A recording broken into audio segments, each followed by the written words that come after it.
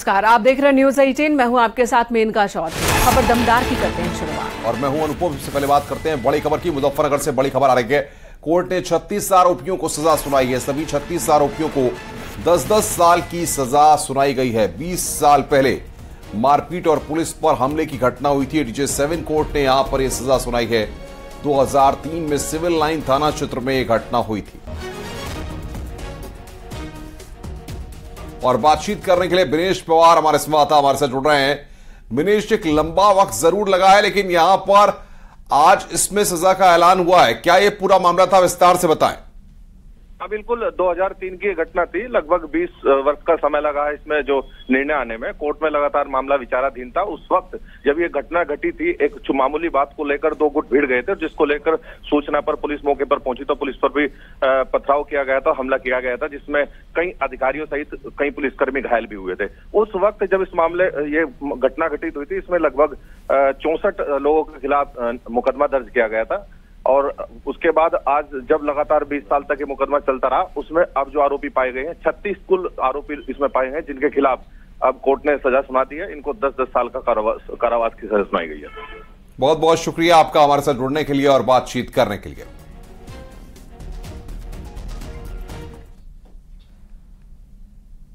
और अगली खबर बुलंदशहर से, जहां पर पुलिस ने बांग्लादेशी शख्स को गिरफ्तार किया है। 1990 में अवैध रूप से ये भारत में दाखिल हुआ था। इदरीश इसका नाम है। शुरुआत में कोलकाता, फिर सहारनपुर में रहा। Bangladeshi Idris voter ID card और कई दस्तावेज भारत के इसने बनाए हैं, जिसके पास से बरामद किए गए हैं। आरोपी का परिवार लंबे वक्त से बुलंदशहर में रह रहा है। बेटा, जिसका नाम लोमन है, वो AMU में फिलहाल पढ़ रहा है। बेटी आलिया शाहीन बाग में पढ़ रही है। पहचान छिपाकर बुलंदशहर में रह रहा है ये परिवार। इदरीश पर कई गंभीर आरोप भी हैं। फिलहाल पुलिस ने इदरीश को गिरफ्तार किया है।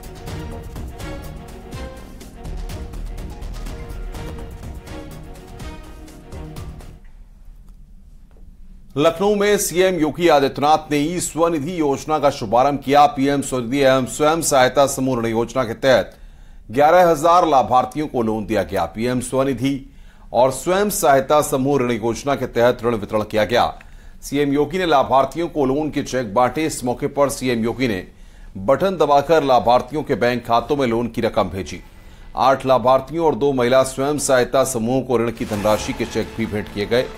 पीएम स्वनिधि योजना के लिए पंजाब नेशनल बैंक द्वारा विकसित किए गए end to end digital platform PM Svanidhi का भी शुभारंभ, जिसके माध्यम से रेहड़ी पटरी दुकानदारों को बिना बैंक जाए आसानी से ऋण की सुविधा उपलब्ध हो सकेगी। उत्तर प्रदेश की अर्थव्यवस्था दुगनी हुई है।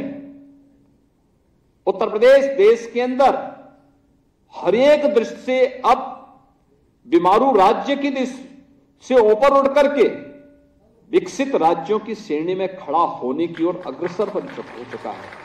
और यह एक अच्छा प्रयास है।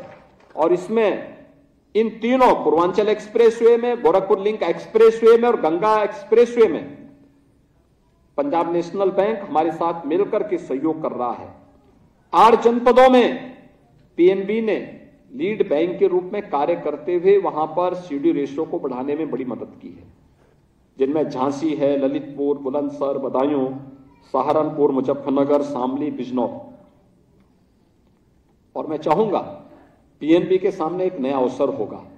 उत्तर प्रदेश की दृष्टि से नोएडा की तर्ज पर हम लोग बुंदेलखंड के झांसी में एक बहुत बड़ा औद्योगिक क्षेत्र बना रहे हैं। झांसी बुंदेलखंड औद्योगिक क्षेत्र ये नोएडा की तर्ज पर विकसित होगा।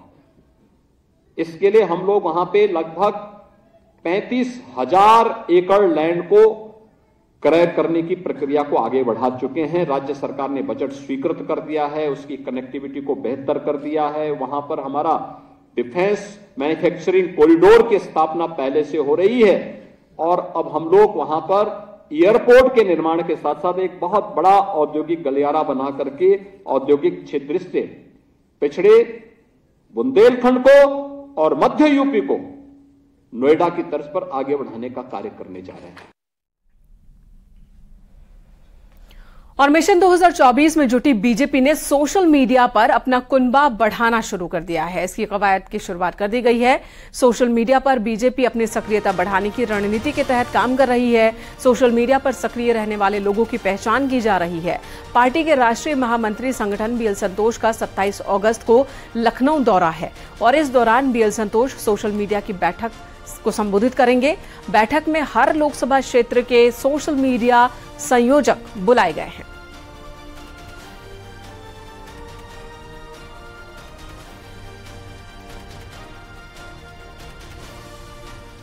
सोशल मीडिया पर बीजेपी सक्रियता और बढ़ाएगी और इसे लेकर एक रणनीति बनाई गई है। हाल ही में राष्ट्रीय स्तर पर कई बड़े नेताओं को सोशल मीडिया के इन्फ्लुएंसर्स से मीटिंग करते हुए देखा गया और अब पूरी योजना के तहत देखिए अलग अलग प्रदेश और प्रदेश में भी जिला स्तर पर सोशल मीडिया संयोजकों को बुला करके उन्हें बीजेपी से जोड़ा जा रहा है ताकि बीजेपी की एक्टिविटी सोशल मीडिया पर और बढ़ाई जा सके।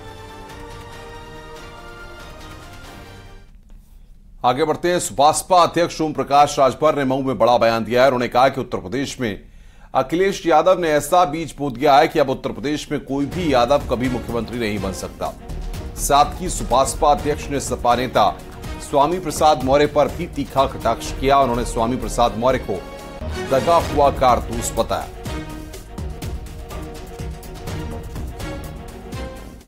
अब उत्तर प्रदेश में अखिलेश जी ने वो बीज बो दिया कि अब यादव मुख्यमंत्री नहीं बन सकता। अच्छा, कभी नहीं बनेगा। अब उनको बनाना पड़ेगा, पटेल को बनाना पड़ेगा, मौर्य को, चौहान को, बिंद को, निषाद को, राजभर को, तब सरकार में आ सकते हैं, वरना नहीं आ सकते। अरे आप तो खुद किंग मेकर हो गए, आप कब मुख्यमंत्री बनने जा रहे हैं बताइए। हम तो अपना काम करते हैं। अगर अखिलेश आपको मुख्यमंत्री बनाए तो बनेंगे आप? नहीं भैया, नहीं, हम नहीं बनने चाहिए, लाभ खाए जाएंगे वहाँ। भैया देखा दगा हुआ कारतूस है हमारा जी, देखला नहीं, सपा वाले उन्होंने तो जूता चला ही ना।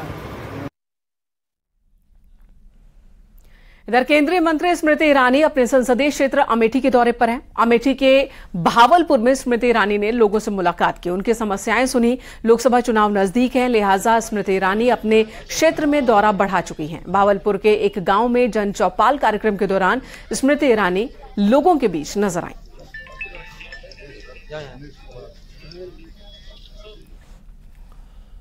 मुरादाबाद से समाजवादी पार्टी के सांसद एसटी हसन ने चंद्रयान 3 के सफल लैंडिंग पर सभी वैज्ञानिकों और देशवासियों को बधाई दी।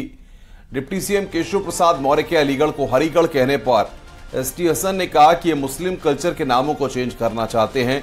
इनकी सारी सियासत भी हिंदू मुस्लिम पर रहती है। इनका तो काम ही हैगा कि किस तरह से आप मुस्लिम कल्चर के नामों को, चाहे इनका लेना देना हो या ना हो, उनको चेंज करें और इनकी सारी सियासत ही हिंदू मुसलमान के ऊपर है। इन्हें ना विकास से मतलब है, ना रोजगार से मतलब है, ना महंगाई से, ना किसान से, ना मरीज से। इनको तो हिंदू मुसलमान करना है। तो एक शगुफा कहती है ना, शगुफा छोड़ दिया। यूपी के सभी जिला अस्पतालों में मरीजों को दी जाने वाली सुविधाओं की निगरानी अब लखनऊ में चिकित्सा और स्वास्थ्य महानिदेशालय से की जाएगी। आज integrated command and control centre का उद्घाटन हुआ। डिप्टी सीएम ब्रजेश पाठक ने उद्घाटन किया। सभी जिला अस्पतालों में लगे सीसीटीवी कैमरों को इस कंट्रोल रूम से जोड़ा गया है। प्रदेश के 111 जिला अस्पतालों की मॉनिटरिंग यहीं से होगी। साथ ही Hope hospital online parameter evolution का भी शुभारंभ किया गया। डिप्टी सीएम ब्रजेश पाठक के साथ स्वास्थ्य राज्य मंत्री मयंकेश्वर शरण सिंह और प्रमुख सचिव स्वास्थ्य पार्थव सारथी सेन शर्मा भी मौजूद थे।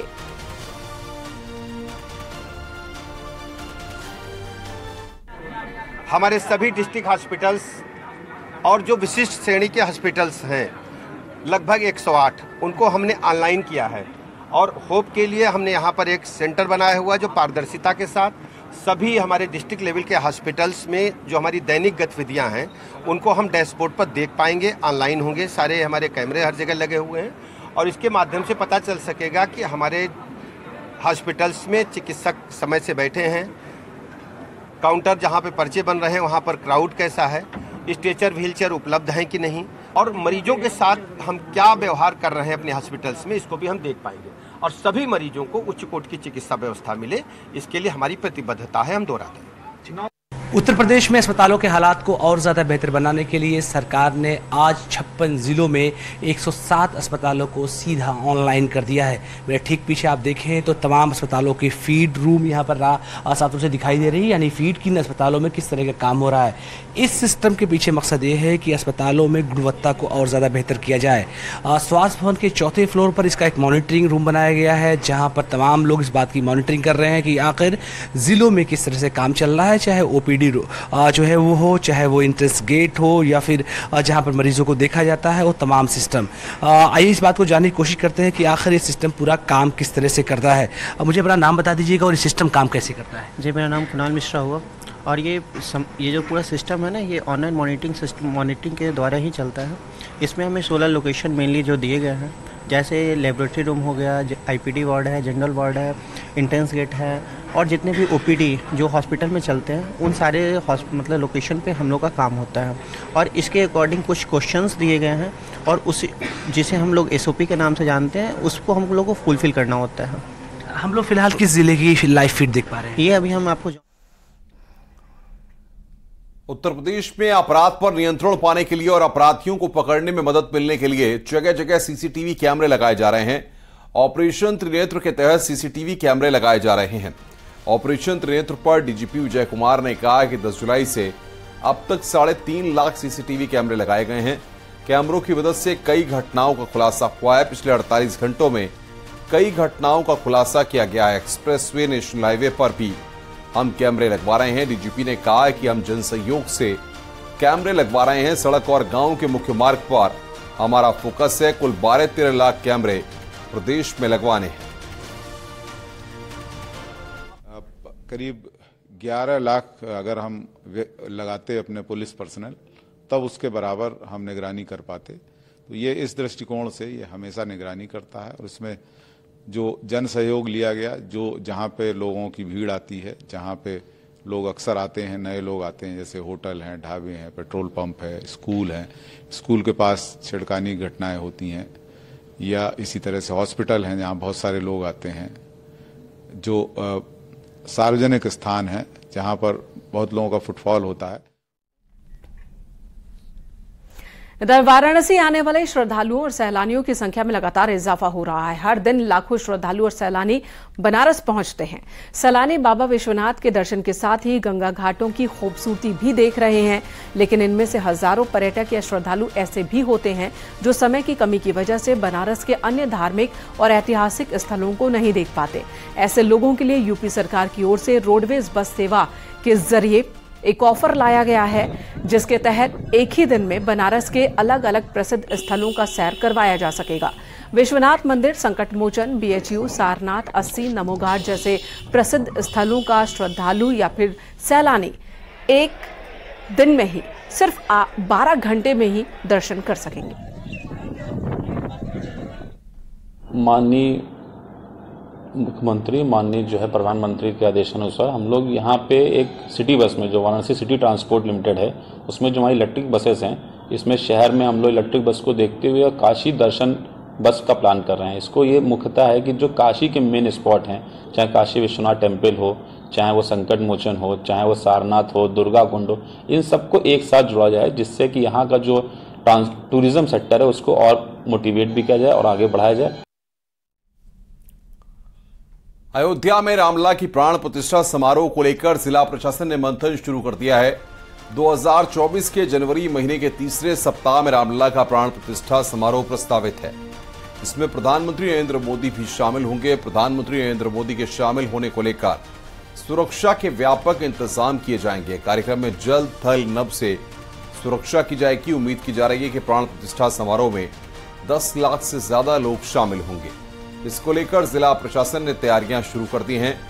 Commissioner Gaurav Dayal, IG Praveen Kumar, DM Nitish Kumar, SSP Rajkaran Nayyar और श्री राम जन्मभूमि तीर्थ क्षेत्र ट्रस्ट की तरफ से महासचिव चंपत राय ने एक मैराथन बैठक की। प्राण प्रतिष्ठा कार्यक्रम संभावित है और उसके संदर्भ में जिला प्रशासन, पुलिस विभाग और ट्रस्ट के साथ बैठक हम लोगों ने करी है और उसमें ये प्लानिंग किया जा रहा है किस तरीके से व्यवस्था संचालित की जाएगी, क्योंकि श्रद्धालुओं की संख्या में बहुत अत्यधिक वृद्धि होने की संभावना हम लोग देख रहे हैं। और कहाँ रुकने की व्यवस्था होगी, कहाँ पे टेंट लगाए जाएंगे, ट्रस्ट के द्वारा व्यवस्था भी कई सारी की जाएगी और हम लोग के द्वारा पार्किंग की फैसिलिटी की व्यवस्था की जा रही है। तो हम लोगों ने स्पॉट चिन्हीकरण कर लिया है, लगभग 30 से 35 स्थान हम लोगों ने चिन्हीकरण किया है। इधर पीलीभीत में नशा तस्करों पर बड़ी कार्रवाई हुई है। एसपी ने सर्विलांस टीम और एसओजी टीम के साथ मिलकर यह कार्रवाई की। संयुक्त कार्रवाई में 4 लोगों को गिरफ्तार किया गया है। इनके पास से 10 किलो 880 ग्राम चरस, 968 ग्राम अफीम बरामद की गई। आरोपियों से 2 कार और 7 मोबाइल फोन बरामद हुए हैं। देखिए, ये इसमें थाना सुनगढ़ी पुलिस, हमारी एसओजी पुलिस और एसटीएफ लखनऊ के द्वारा एक बड़ी सफलता हासिल की गई है, जिसमें कि 4 एनडीपीएस में जो माल है, जिसमें कि हमारे पास चरस और अफीम की स्मगलिंग करने वाले एक गैंग का पर्दाफाश किया गया है, जिसमें 4 लोग हम लोगों ने पकड़े और ये चारों का नेटवर्क जो है नेपाल से आगे बरेली और पंजाब तक इसमें इनका पाया गया है कि ये यहाँ से लेकर आते हैं नेपाल से और आगे तक इसको सप्लाई करते हैं। महाराजगंज में परिवहन विभाग से जुड़ी बड़ी खबर सामने आई है। सहायक संभागीय परिवहन अधिकारी और यात्री कर अधिकारी समेत 8 लोगों के खिलाफ भ्रष्टाचार का मुकदमा दर्ज कर गिरफ्तार किया गया है।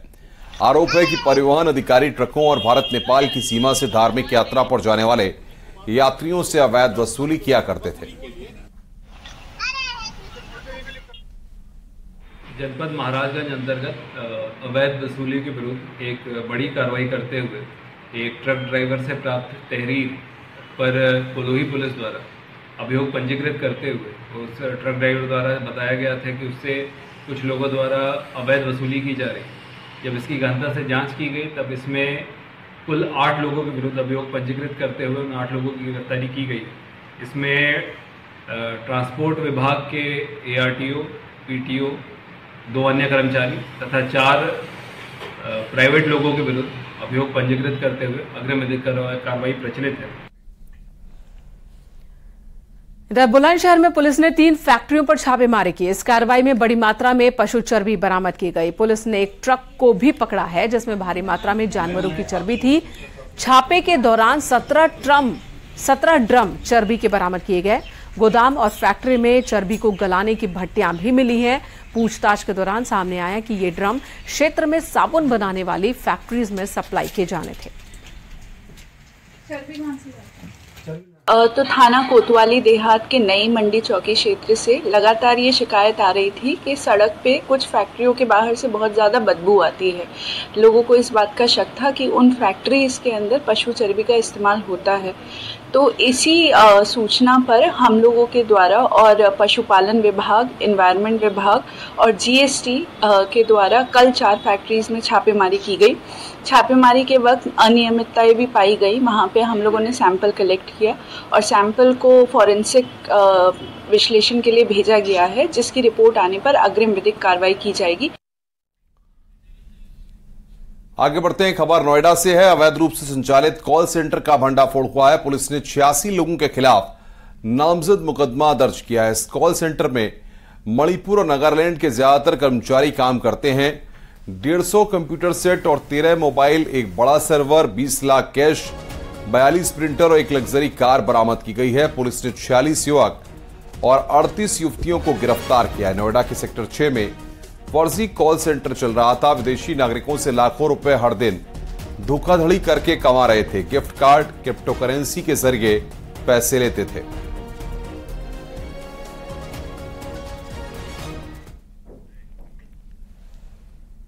और यहां रुकेंगे एक छोटे से ब्रेक के लिए। ब्रेक के बाद खबरों का सिलसिला लगातार जारी है।